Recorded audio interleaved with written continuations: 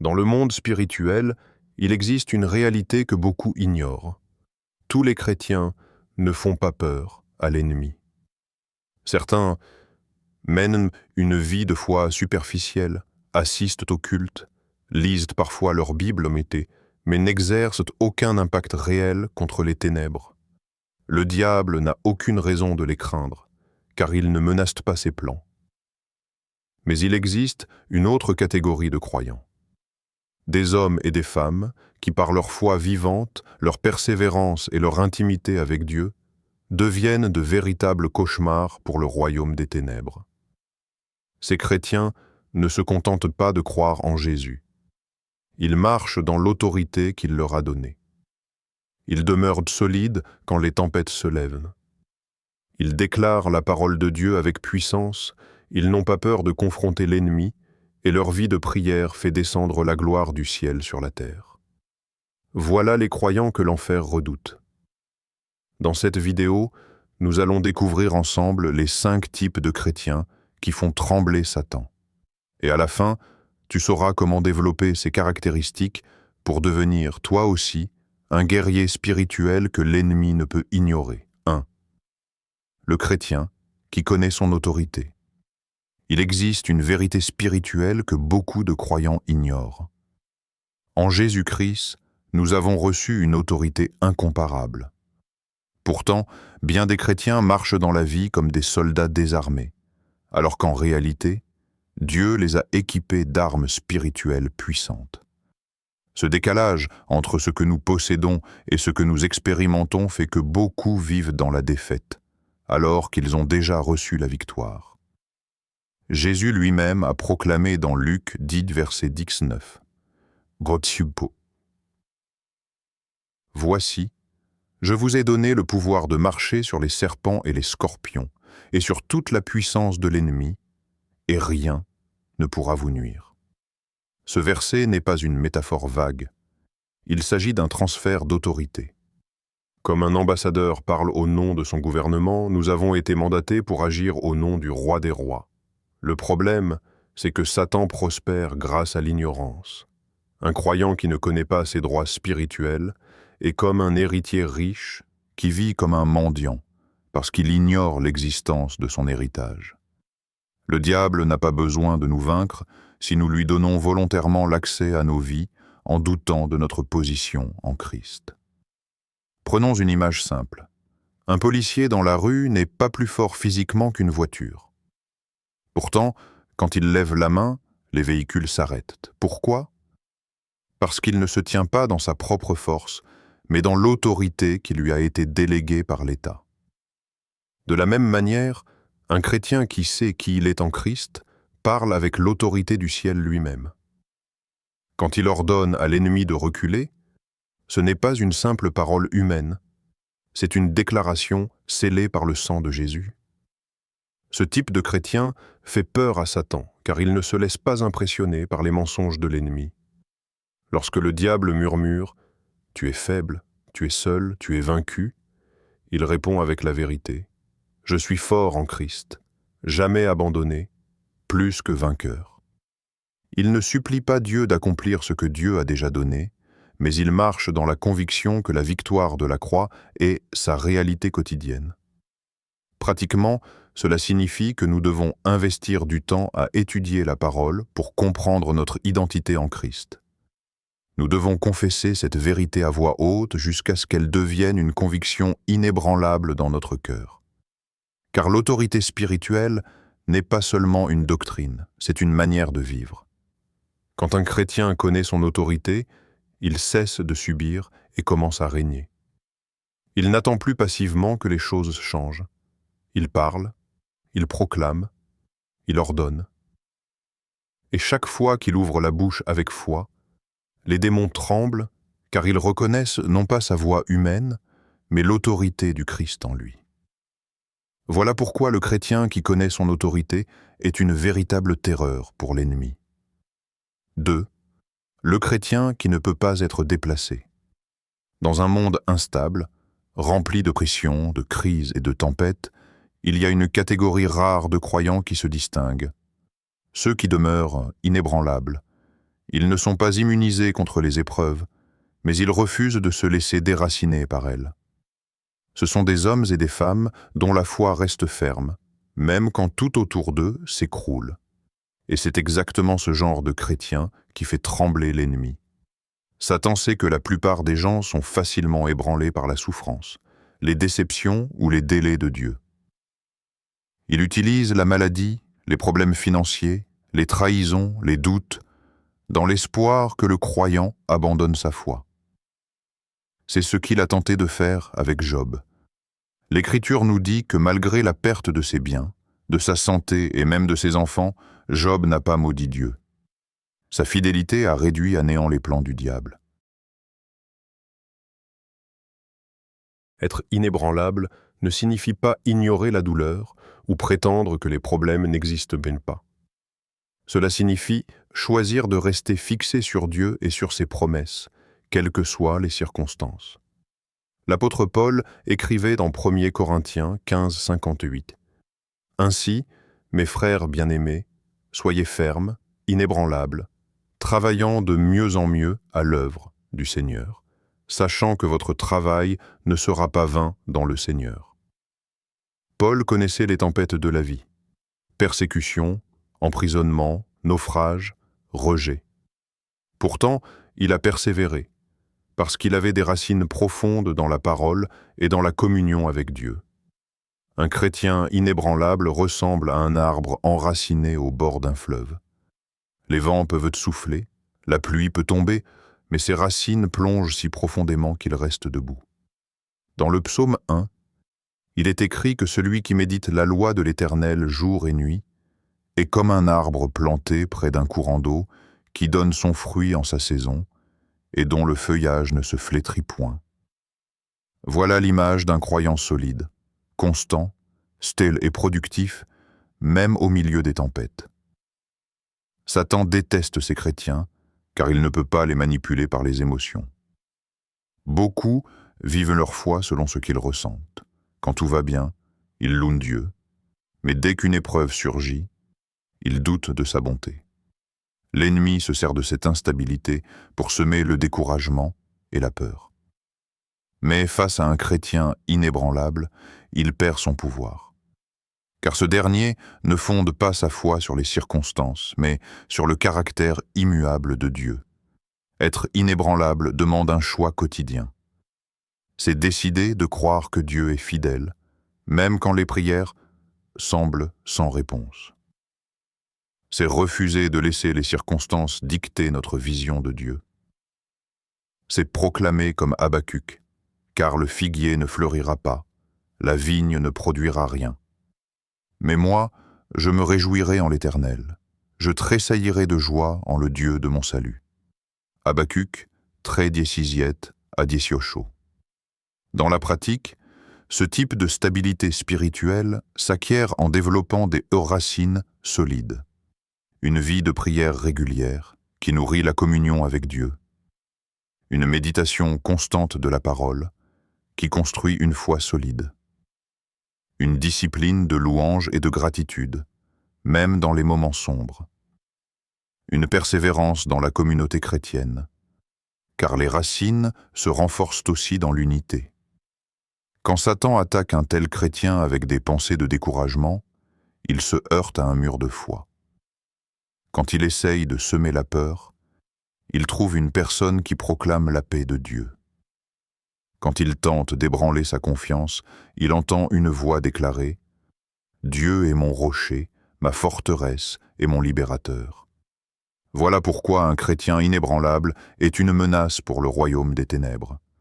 Sa constance brise les stratégies de l'ennemi. Sa stabilité devient un témoignage vivant pour les autres croyants. Et sa foi inébranlable attire la présence et la puissance de Dieu, car le Seigneur se plaît à fortifier ceux qui refusent de chanceler. Être inébranlable ne signifie pas être parfait, mais refuser d'abandonner. C'est persévérer, encore et encore, jusqu'à ce que la victoire promise devienne visible. Et chaque fois qu'un tel croyant se tient debout au milieu des tempêtes, l'enfer tremble, car il réalise que rien ne pourra l'arrêter. 3. Le chrétien qui parle la parole de Dieu avec autorité. Beaucoup de chrétiens savent que la Bible est un livre puissant, mais peu réalisent que sa puissance se déploie véritablement lorsqu'elle est proclamée avec foi. Satan n'a pas peur d'une Bible fermée, posée sur une étagère, mais il tremble quand un croyant ouvre sa bouche et déclare les promesses de Dieu avec conviction. Hébreux 4,12 nous rappelle « Car la parole de Dieu est vivante et efficace, plus tranchante qu'une épée quelconque à 2 tranchants. Une épée ne sert à rien tant qu'elle reste dans son fourreau. Elle devient redoutable lorsqu'elle est brandie au combat. De la même manière, la parole de Dieu n'est pas destinée seulement à être lue, mais à être prononcée, appliquée et utilisée comme arme contre les mensonges de l'ennemi. Lorsque Jésus a été tenté dans le désert, Matthieu 4, il n'a pas débattu avec le diable, ni répondu avec ses émotions. Il a simplement déclaré « Il est écrit ». 3 fois, il a repoussé l'adversaire en citant la parole, et Satan a dû fuir. Voilà notre modèle. Le chrétien qui parle la parole avec autorité ne se contente pas de connaître des versets par cœur. Il les vit, les médite et les relâche avec foi. Ces paroles deviennent des flèches spirituelles qui frappent l'ennemi en plein cœur. Lorsqu'il est confronté à la maladie, il déclare « Par ses meurtrissures, nous sommes guéris ». Ésaïe 53,5. Lorsqu'il traverse des besoins financiers, il proclame « Mon Dieu pourvoira à tous mes besoins selon sa richesse ». Philippiens 4,19. Lorsqu'il fait face à la peur, il proclame « Dieu ne nous a pas donné un esprit de timidité, mais de force, d'amour et de sagesse ». 2 Timothée 1,7. Ce type de croyant comprend que ces mots façonnent sa réalité. Proverbe 18:21 dit « La mort et la vie sont au pouvoir de la langue ». Ainsi, il refuse de prononcer des paroles de défaite, de peur ou de doute. Au contraire, il choisit d'aligner sa bouche avec le ciel. Parler la parole de Dieu avec autorité, c'est aussi témoigner. Apocalypse 12:11 dit que les croyants ont vaincu le diable à cause du sang de l'agneau et à cause de la parole de leur témoignage. Quand un chrétien déclare comment Dieu l'a sauvé, guéri ou restauré, il libère une puissance qui réduit les plans de l'ennemi. Satan redoute ces chrétiens car ils transforment chaque situation en champ de victoire. Ils n'attendent pas que les circonstances changent pour proclamer la vérité. Ils proclament la vérité, et les circonstances finissent par s'aligner. Voilà pourquoi un chrétien qui parle la parole de Dieu avec autorité est redoutable. Il ne se bat pas avec des émotions instables, mais avec l'arme la plus puissante du royaume. La vérité éternelle de Dieu. 4. Le chrétien qui confronte l'ennemi sans peur. L'une des plus grandes erreurs des croyants est de croire que s'ils ignorent l'ennemi, il les laissera tranquilles. Mais la réalité spirituelle est différente. Satan est un voleur opportuniste. Plus nous reculons, plus il avance. C'est pourquoi le chrétien qui se lève pour confronter l'ennemi sans peur devient une menace directe pour le royaume des ténèbres.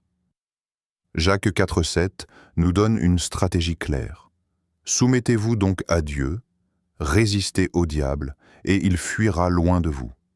Remarquez qu'il n'est pas dit « ignorez le diable ».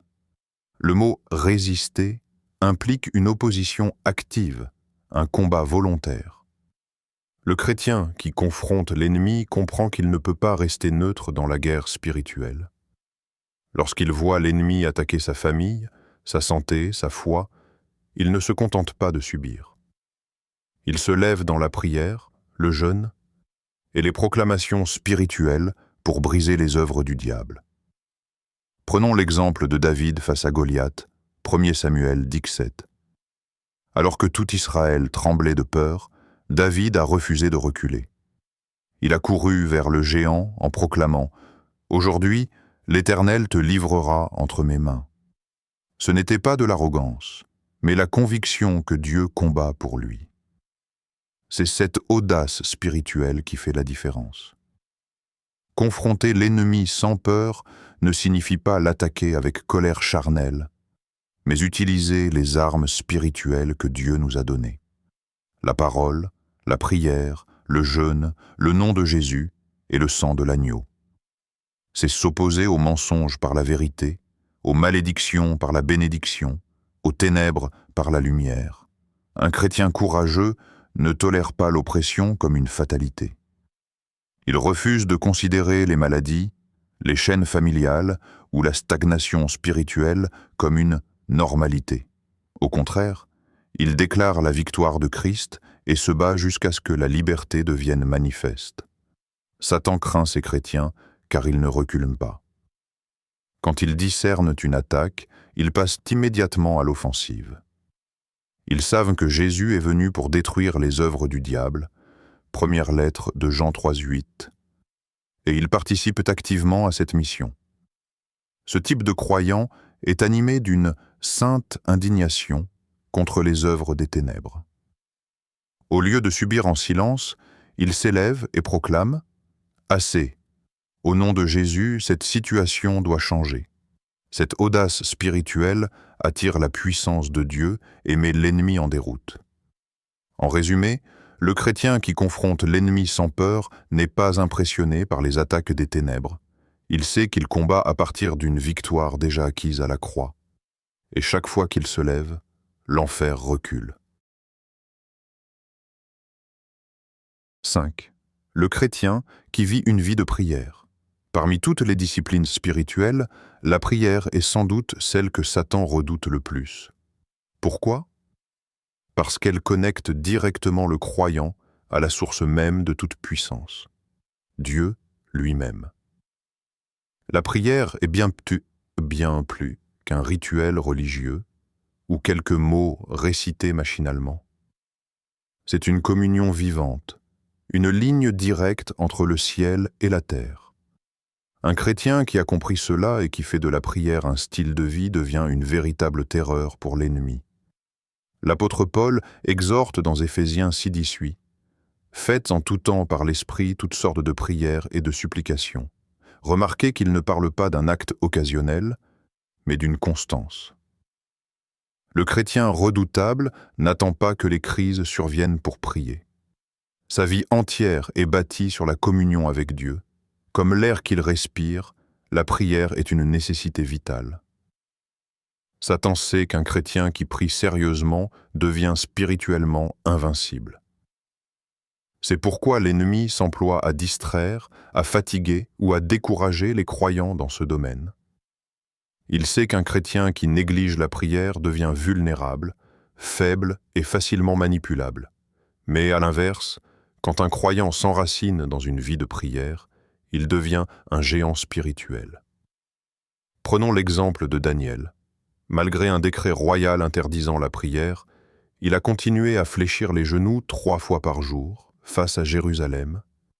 Daniel 6,10.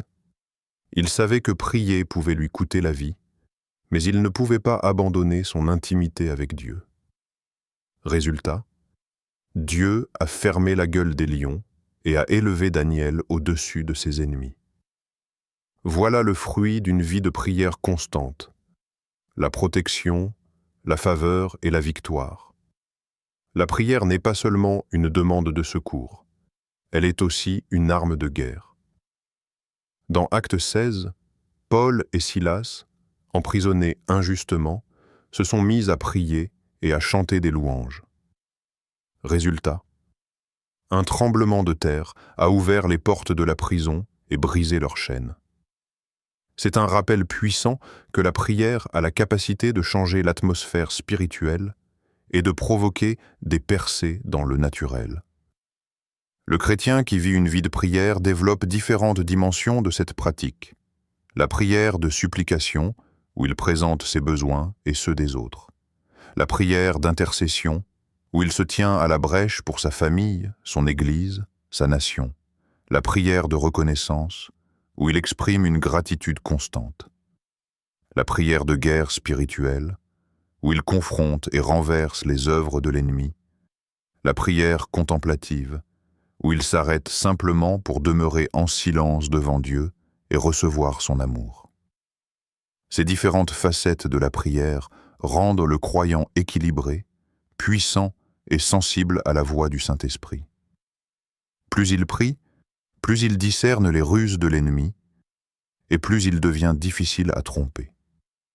Le chrétien qui prie régulièrement porte la présence de Dieu partout où il va. Quand il entre dans une pièce, l'atmosphère change, car il est rempli de la paix et de l'autorité divine. Les démons ne supportent pas cette présence et préfèrent fuir. Satan redoute particulièrement les chrétiens qui ne prient pas seulement pour eux-mêmes, mais aussi pour les autres. Ces intercesseurs anonymes changent le cours des choses dans le monde spirituel. Ils obtiennent des percées invisibles qui se traduisent par des transformations visibles.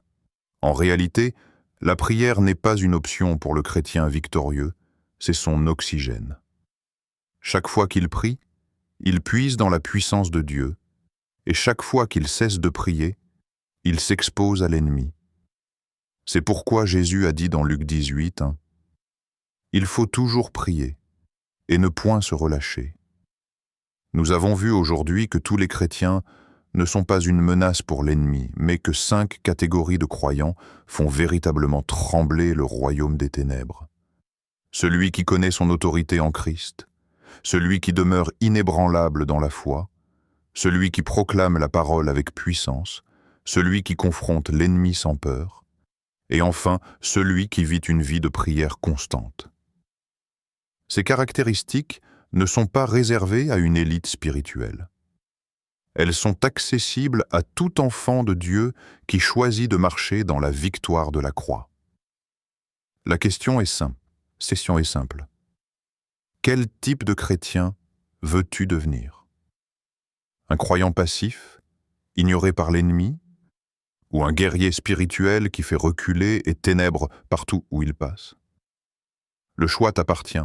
Décide aujourd'hui de te lever, de cultiver ces 5 traits et de marcher dans l'autorité que Jésus t'a déjà donnée.